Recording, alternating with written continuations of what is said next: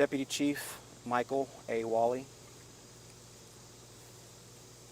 Spell that for us. W-O-L-L-E-Y. W-O-L-L-E-Y. First name is Michael. I'm going to begin by going over what we know at this point. Keep in mind this is preliminary information and subject to change.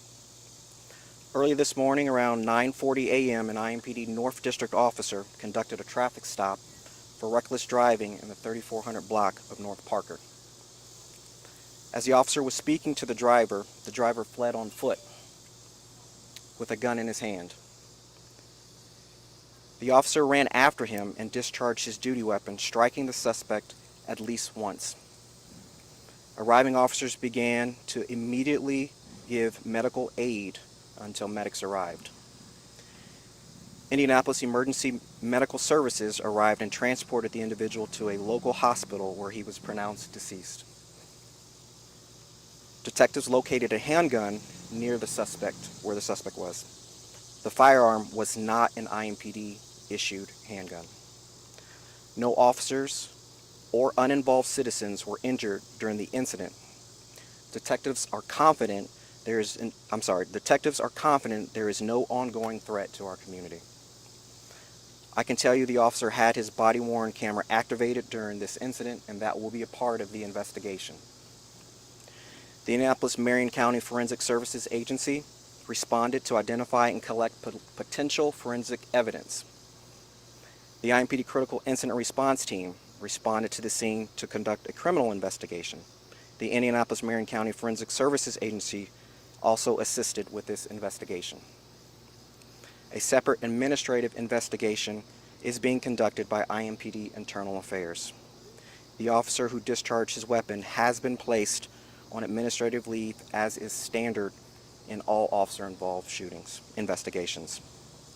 The Civilian Majority Use of Force Board will conduct a mandatory hearing for any attempted use of deadly force against a person.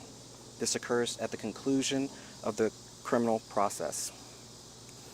Also on scene are our post team, police officer support team, and the IMPD chaplain's office. I think it's important that we recognize that someone lost his life here today. A family has been forever changed, a community has been forever changed, and our officer, whose life has also been forever changed. These are tough times, and we ask that you continue to be patient as we work through this investigation. We owe it to our community, we owe it to the family of the person who lost his life today, and we owe it to our officer to complete a thorough investigation and ensure that we are transparent throughout that process. We know there are still a lot of questions, and it will take time to get the answer to those questions, so we ask that you continue to be patient with us, and we will provide information as we can. And with that, I'll take any questions. You mentioned the firearm. Was anything else found on scene? We did discover some narcotics on scene. Did the suspect fire any shots or point his weapon at officers? It's unclear. Did you say the suspect did pull over and then got out, or how did that work? Can you walk us through that? Yes, ma'am. He pulled over, the officer went to communicate, and then he took off running. What was the cause of the initial traffic stop? Was it just the reckless driving? It was reckless driving. You weren't looking for this particular person for anything else? The officer was on routine patrol, as we always want them to be out there being proactive in our community. He observed a reckless driver and attempted to pull him over. Suspect, male, age, anything you can tell us? At this time, I can't release that information. Do you know if it's an adult, at this point, an adult man? We do know it's an adult. Okay. You said narcotics. What kind of narcotics were we talking about? As part of the investigation, I'm not clear. Thank you, guys.